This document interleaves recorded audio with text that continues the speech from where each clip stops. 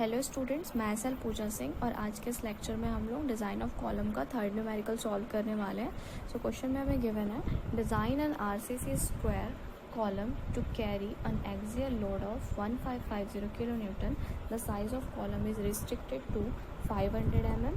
The height of the column is 9 meter and it is effectively held in the position at both ends but not restrained against rotation at both ends. And also given sigma cc is equals to 6 Newton per mm square and sigma sc is equals to 190 Newton per mm square. तो question में हमको given क्या क्या है, sigma cc की value हमको direct दे दी हुई है 6 न्यूटन पर mm स्क्वायर, सिग्मा sc हमको दिया है 190 न्यूटन पर mm स्क्वायर, b हमारा 500 है और dp हमारा 500 होगा बिकॉज हमारा कॉलम कौन सा कॉलम है, स्क्वायर कॉलम है।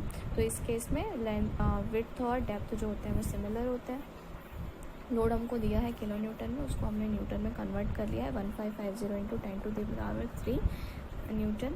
एल हमारा दिया है 9 मीटर। साथ ही हमको इसलिए कंडीशन दी हुई है कि effective length of column effectively held in position but not restrained against rotation.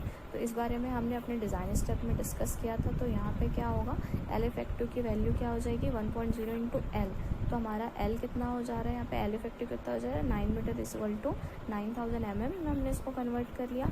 अब हमें क्या फाइंड आउट करना है, हमको ये चेक करना है कि हमारा जो कॉलम है वो शॉर्ट कॉलम है कि लॉन्ग कॉलम है। ये चीज़ कैलकुलेट करने के लिए हमको स्लेंडरनेस रेशियो निकालना होगा।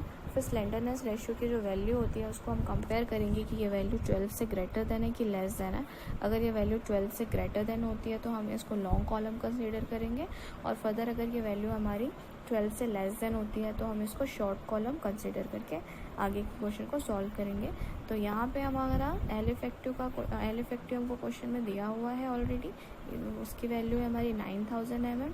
बी हमारा 500 होगा। 500 क्यों होगा, बिकॉज ये स्क्वायर कॉलम है, स्क्वायर कॉलम में दोनों डायमेंशन हमारे सिमिलर है, इसलिए यहाँ पे 500 लेंगे। अब ये जो वैल्यू आ रही है इसको सॉल्व करने ये जो इक्वेशन है इसको सॉल्व करने पे हमारा जो वैल्यू आ रही है वो है 18।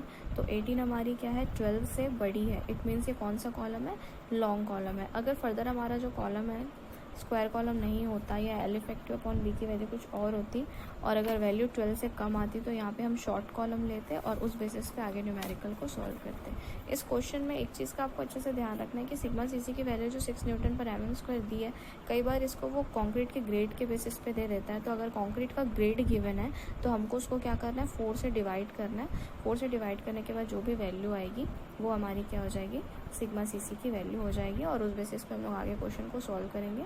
तो यहाँ पे स्लेंडरनेस रेशियो की वैल्यू हमारी आ रही 18 जो कि 12 से ज़्यादा है, तो इसलिए हम अपने कॉलम को लॉन्ग कॉलम कंसिडर करेंगे और आगे के न्यूमेरिकल को लॉन्ग कॉलम के बेसिस पे ही सॉल्व करेंगे।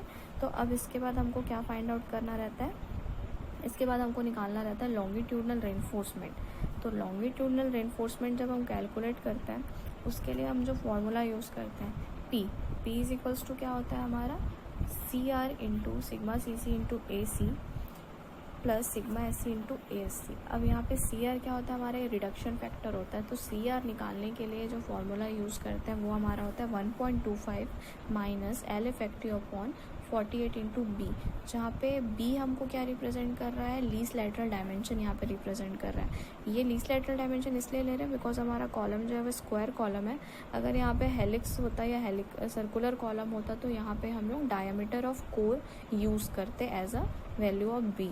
तो यहाँ पे हम CR का इक्वेशन सॉल्व कर लेंगे 1.25 माइनस 9000 अपॉन 48 इंटू 500। तो ये सॉल्व करने पे हमारी CR की वैल्यू आ रही है 0.875। अब हमें क्या निकालना है, ग्रॉस एरिया ऑफ सेक्शन निकालना है। तो ग्रॉस एरिया निकालने का फॉर्मूला क्या होता है, डेप्थ इंटू विड्थ 500 क्रॉस 500। तो हमारा ग्रॉस एरिया आ गया 254 टाइम्स 0। अब हमको निकालना है नेट एरिया ऑफ कंक्रीट का एरिया निकालने के लिए क्या करना होता है, हमको टोटल एरिया में से एरिया ऑफ स्टील माइनस करना होता है। यहाँ पे हमको टोटल एरिया पता है तो हम लोग एरिया ऑफ कंक्रीट को क्या लिख सकते हैं, A minus ASC is equals to 254 times 0 minus ASC। अब इस सारे वैल्यू को हमको फॉर्मूला में पुट करना है। लोड का वैल्यू हमने पुट आउट कर लिया 1550 इंटू 10⁻³ इज इक्वल्स टू 0.875 जो कि CR की वैल्यू है इंटू 6 हमारा क्या रिप्रेजेंट कर रहा है sigma CC into AC। Area of concrete हमने क्या लिया है as a equation 254 times 0 minus ASC plus sigma S C की वैल्यू हमको दी हुई है 190 इंटू ए एस सी। इस इक्वेशन में हमारा एक अननोन पार्ट दिख रहा है, वो है एरिया ऑफ स्टील। तो जब हम इसको कैलकुलेटर से सॉल्व करेंगे तो हमारे एरिया ऑफ स्टील की वैल्यू आ जाएगी 1475.15 mm²। तो अब हमको एरिया ऑफ स्टील मिल गया। अब हमको क्या अज्यूम करना है कि हम कितने mm का मेन बार यहाँ पे यूज़ करेंगे। तो हमने यहाँ पे अज्यूम कर लिया कि हम 16 mm का डाया बार, 16 mm डाया का बार यूज़ कर रहे हैं। तो एरिया ऑफ 1 बार हम कैलकुलेट कर लेंगे π/4 इंटू डी स्क्वायर से। तो डी हमारा डायमीटर कितना है 16 है, तो यहाँ पे वैल्यू हमारी कितनी आ जा रही है एरिया ऑफ 1 बार 201 mm²। अब हमको एरिया ऑफ 1 बार निकल गया, मतलब हमको टोटल एरिया ऑफ स्टील में से एरिया ऑफ 1 बार अगर हम डिवाइड करेंगे तो हमारे नंबर ऑफ बार्स यहाँ से कैलकुलेट हो जाएंगे।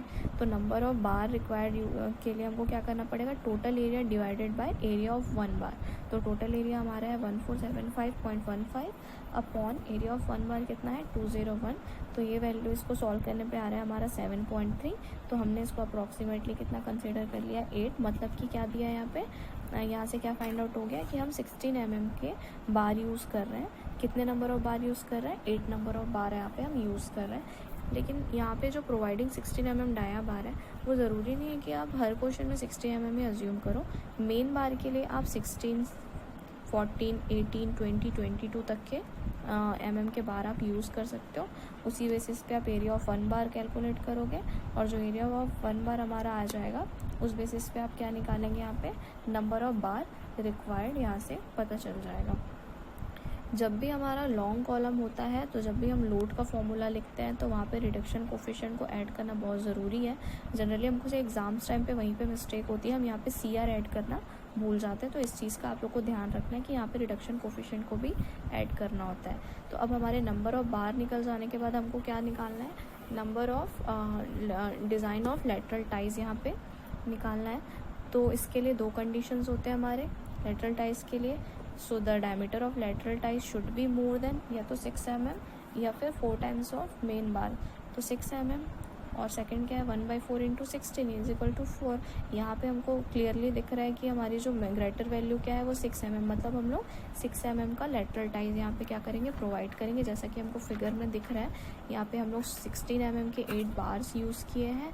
हमारे कॉलम की साइज़ यहाँ पे मेंशन है 500 क्रॉस 500 और 6 mm का बार यहाँ पे यूज़ कर रहे हैं। हम लोग को स्पेसिंग यहाँ पे से फाइंड आउट करना है ना। तो स्पेसिंग निकालने के लिए हमारा क्या क्राइटेरिया होता है, स्पेसिंग निकालने के लिए या पिच निकालने के लिए हमको 3 कंडीशंस होती है। फर्स्ट हमारा क्या होता है लीस्ट लेटरल डायमेंशन, सेकंड हमारा होता है 16 टाइम्स ऑफ मेन बार और थर्ड हमारा क्या होता है 300 mm। तो लीस्ट लेटरल डायमेंशन हमारा यहाँ पे हो रहा है 500 और सेकंड हमारा क्या है 300, मतलब यहाँ इसमें और हमारा जो 16 इंटू 18 जो हम करेंगे वो वैल्यू हमारी आ रही है अप्रॉक्स 250 के आसपास।